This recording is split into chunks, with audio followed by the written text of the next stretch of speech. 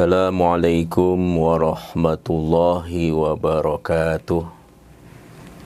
Bismillah walhamdulillah wassalatu wassalamu ala rasulillah Sayyidina wa maulana Muhammad ibn Abdillah wa ala alihi wa sahbihi wa mawalah, amma ba'du.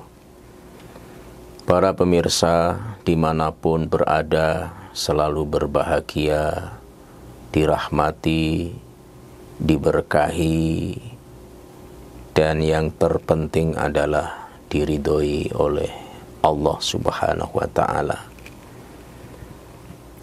Ada 4 bulan-bulan haram yang disebut dengan Syahrul Hurum. 1 bulan pertama terpisah, 3 bulan berturut-turut. 4 bulan ini disebut Syahrul Hurum, bulan-bulan yang dimuliakan oleh Allah. Yang pertama adalah bulan Rajab, yang kedua adalah Zulqaidah. Saat ini kita berada di bulan Zulqaidah. Setelah ini akan memasuki bulan Zulhijjah.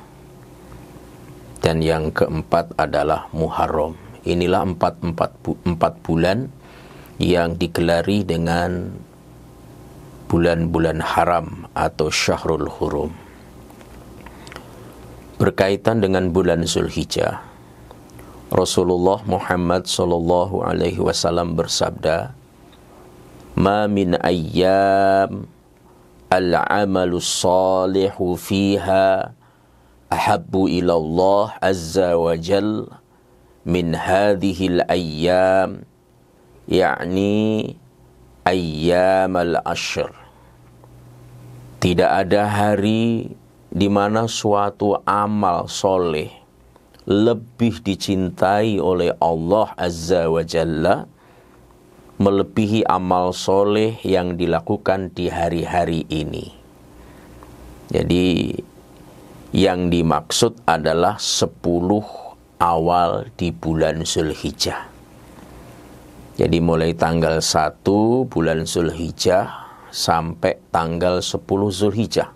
10 awal di bulan Zulhijjah adalah amal-amal soleh yang dilakukan di dalamnya lebih dicintai oleh Allah Azza wa Jalla. Lalu para sahabat bertanya, mendengar sabda ini, sahabat bertanya, "Ya Rasulullah, walal jihadu fi sabilillah?" Wahai Rasulullah, termasuk lebih afdol, lebih utama dari jihad di jalan Allah? Itu komentarnya sahabat. Lalu Rasul sallallahu alaihi wasallam menjawab, "Walal jihadu fi sabilillah." Termasuk lebih utama daripada jihad fi sabilillah illa rajulun kharaja bi nafsihi wa malihi falam yarji' min dzalika bi syai'in. Kecuali orang yang keluar dengan jiwanya, dengan hartanya di jalan Allah, lalu tidak kembali kecuali mati. Tapi kalau dia pergi berjihad dan masih pulang selamat bawa ghanimah, maka amalannya lebih dicintai Allah Subhanahu wa Ta'ala, yaitu amalan di 10 awal bulan Zulhijjah.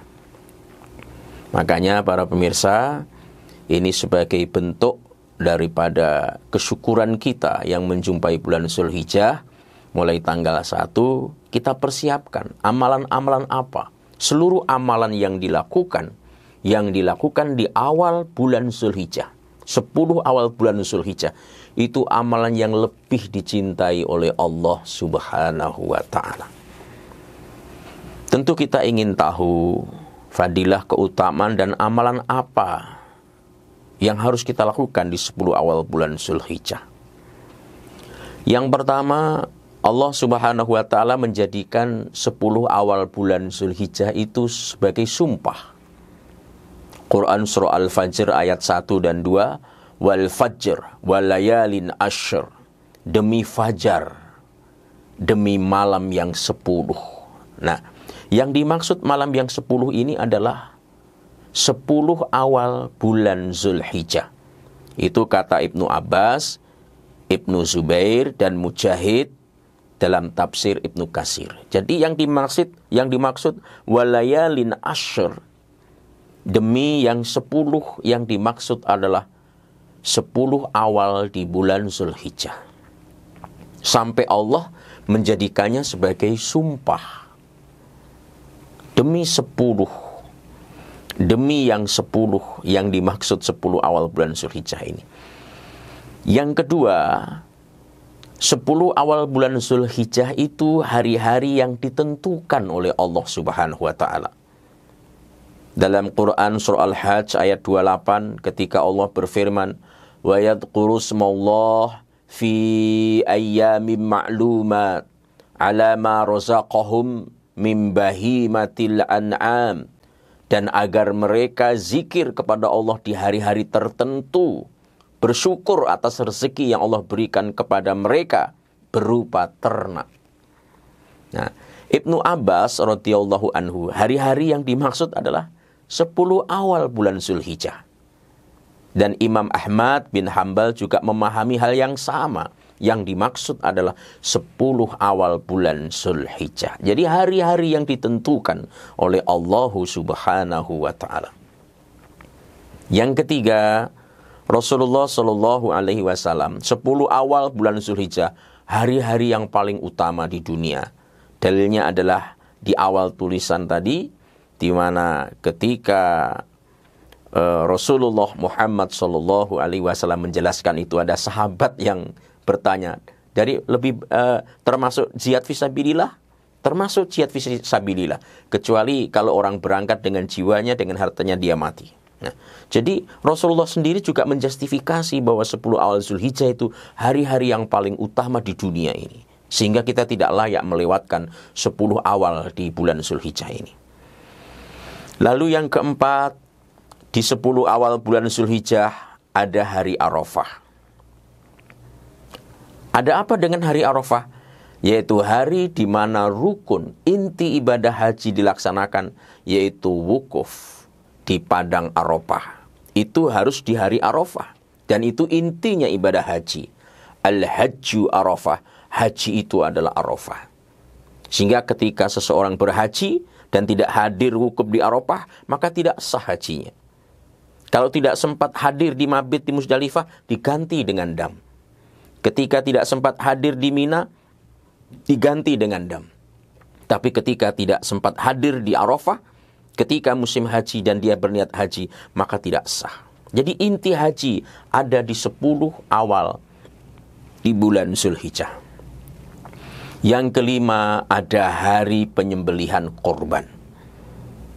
Kita ketahui bersama bahwa tanggal 10 Zulhijjah di situ ada hari raya Idul Adha. Dan disitulah tanggal 10 itu mulai orang melakukan penyembelihan korban. Meskipun nanti ada tanggal 11, 12, 13 yang dikenal dengan istilah sebutan hari-hari tasyrik. Yang di hari-hari itu kita diharamkan berpuasa, karena itu adalah hari-hari di mana hewan korban itu disembelih. Lalu yang keenam, 10 awal bulan Zulhijjah, terkumpulnya pokok-pokok ibadah di 10 awal bulan Zulhijjah. Salat Idul Adha, hari raya. Puasa, tanggal 1 sampai tanggal 9. Itu bahkan itu yang dilakukan di banyak pesantren. Tapi kebanyakan masyarakat dan kita pada umumnya biasanya nanti puasanya pada saat hari Arafah, yaitu tanggal 9 Zulhijjah. Kita bersedekah daging dengan korban itu, yang selama ini kita anggap sebagai itu lauk atau makanan yang mewah. Saat itu kita berbagi dengan makanan mewah itu. Ada haji di bulan Zulhijjah, ada syariat korban. Jadi di 10 awal bulan Zulhijjah itu terkumpulnya pokok-pokok semua ibadah. Dan semua itu tidak ada di hari-hari lain, hanya ada di bulan Zulhijjah. Para pemirsa dimanapun berada, lalu 10 awal bulan Zulhijjah, amalan-amalan apa yang harus kita lakukan? Yang pertama, berpuasa di tanggal 9 Zulhijjah. Jadi 9 Zulhijjah, besoknya hari raya Idul Adha, kita berpuasa yang disebut dengan puasa Arafah. Rasul Muhammad sallallahu alaihi wasallam dalam salah satu riwayat, kana Rasulullah sallallahu alaihi wasallam yasumu tis'a Dzulhijjah wa yauma Asyura wa thalathati ayyami min kulli syahr. Rasulullah sallallahu alaihi wasallam biasa berpuasa pada 9 hari bulan Zulhijjah, hari Asyura, dan 3 hari pada tiap bulan. Jadi beliau puasa pada tanggal 9 Zulhijjah, 9 Asyura, itu sudah diniatkan oleh beliau, dan 3 hari setiap bulan, yaitu tanggal 13, 14, dan 15. Ada tambahan bunyi hadisnya riwayat Abu Daud, wa awwalatsnaini minasyahri wal khamis, dan hari Senin pertama amal bulan serta hari Kamis. Jadi amalan di awal bulan Zulhijjah adalah berpuasa minimal nanti pada tanggal 9 Zulhijjah, yaitu ketika jamaah haji wukuf di Arafah. Kita yang tidak berhaji berpuasa, kecuali yang berhaji maka tidak dianjurkan untuk berpuasa, yang disebut dengan puasa Arafah. Puasa Arafah memiliki banyak keistimewaan. Dari sekian keistimewaannya adalah siyamu yauma Arafah ahtasibu 'ala Allah ayyukaffiras sanata allati qablatu was sanata allati ba'dah. Puasa pada hari Arafah yang dimaksud tanggal 9 Zulhijjah, maka itu akan menghapus dosa 1 tahun sebelumnya dan 1 tahun setelahnya. Makanya para pemirsa sekalian dimanapun berada, kita catat baik-baik, tanggal 9 Zulhijjah kita berpuasa di hari itu, lalu besoknya kita rayakan hari raya Idul Adha. Nah, terus yang ketiga, amalannya adalah takbiran. Disyariatkan bertakbir setelah sholat subuh dari hari Arafah sampai akhir hari Tasyrik tanggal 13. Jadi ketika datang bulan Zulhijjah, kita setelah sholat maghrib biasanya kita bertakbiran. Dan takbir ini tidak seperti pada saat hari raya Idul Fitri, hari itu selesai. Tapi kita tetap bertakbir sampai habisnya hari-hari Tasyrik, yaitu ketika hari penyembelihan itu berakhir. Yang keempat, memperbanyak amal soleh. Dari Ibnu Abbas radhiyallahu anhu bahwa Sa'id bin Jubair jika memasuki 10 hari pertama Zulhijjah, jadi ada sahabat namanya Sa'id bin Zubair, jika memasuki awal bulan Zulhijjah, ia sangat bersungguh-sungguh sampai-sampai dia hampir tidak mampu melakukannya. Itu di 10 awal bulan Zulhijjah. Yang kelima, haji dan umroh. Walillahi 'alan nas hijjul baiti man istata'a ilaihi sabila. Kewajiban bagi manusia kepada Allah berhaji ke Baitullah bagi siapa yang memiliki kemampuan melakukan perjalanan. Dan haji itu adanya hanya di bulan Zulhijjah. Berbeda dengan umroh, bisa di bulan-bulan yang lainnya.